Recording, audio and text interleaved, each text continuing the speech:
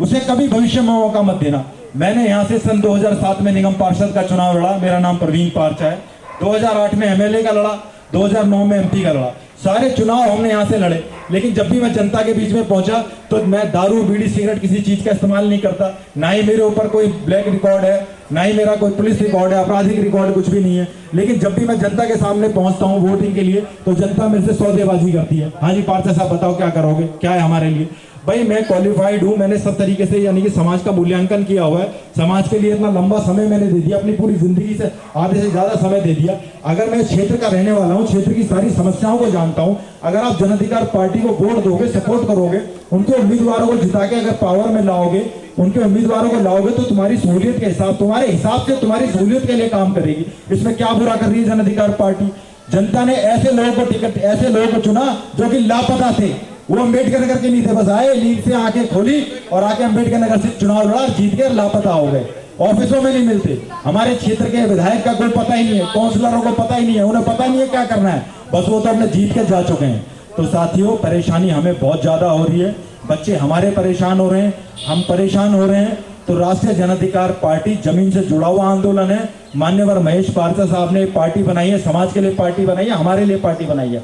अगर हम दूसरों के लिए नहीं करें, अपने हक और अधिकार के लिए खड़े हो जाइए। अपने हक और अधिकार के लिए तो जानवर भी संघर्ष कर लेते हैं। अरे किसी जानवर पे एक शेर अटैक करता है तो सारे जानवर मिलकर उसे खदेड़ देते हैं। तो हम तो इंसान हैं, तो आपको वोट ही तो देना है, किसी सरकार को ही तो चुनना है। अगर आप राष्ट्रीय जन अधिकार पार्टी को चुन लोगे तो उसमें आपत्ति क्या आ रही है। भैया जन अधिकार पार्टी का विधायक का काउंसलर काम मत ना करे तो कभी मौका मत देना उसको।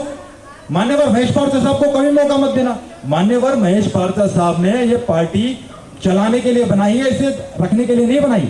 अगर हमें पार्टी को चलाना है, पार्टी को आगे बढ़ाना है, अगर आप हमारा काउंसलर या विधायक कोई उम्मीदवार हमारा प्रतिनिधि को जिताओगे तो वो अच्छा काम करेगा, जनता के बीच में मिलकर रहेगा, वो अच्छा काम करेगा तो आगे और भी मौका मिले देंगे आप लोगों में। तो राष्ट्रीय जन अधिकार पार्टी गरीब मजदूर दलितों का आंदोलन है। हम किसी धर्मवाद की बात नहीं कर रहे, जातवाद की बात नहीं कर रहे, हम कम्युनिज्म की बात कर रहे हैं, हम समानता की बात कर रहे हैं। राष्ट्रीय जन अधिकार पार्टी आपकी अपनी पार्टी है। आज बड़े दुख का विषय हो रहा है कि बी ब्लॉक बहुत बड़ा क्षेत्र है।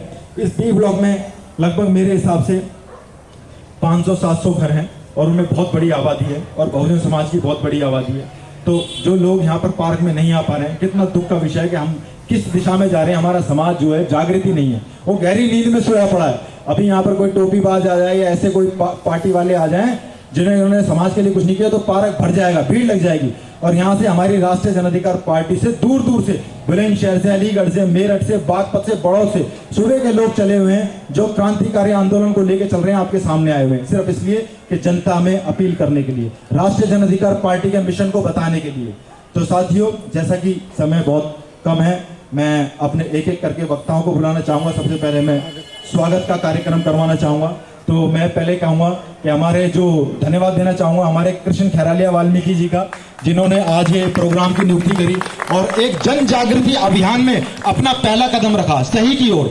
उन्होंने एक पहला कदम रखा सही की ओर कि भाई मैंने बहुत देख ली दूसरी पार्टियां, अब मैं जन अधिकार पार्टी के साथ रहूंगा, मान्यवर बहुजन नायक महेश पार्चा साहब के साथ रहूंगा। तो सबसे पहले मैं कार्यक्रम को आगे बढ़ाता हुआ मैं स्वागत का कार्यक्रम कराऊंगा, क्योंकि हमारे बीच में राष्ट्रीय जन अधिकार पार्टी के राष्ट्रीय अध्यक्ष बहुजन नायक मान्यवर डॉक्टर महेश पार्चा साहब आ चुके हैं। तो मैं उनके स्वागत के लिए कहूंगा।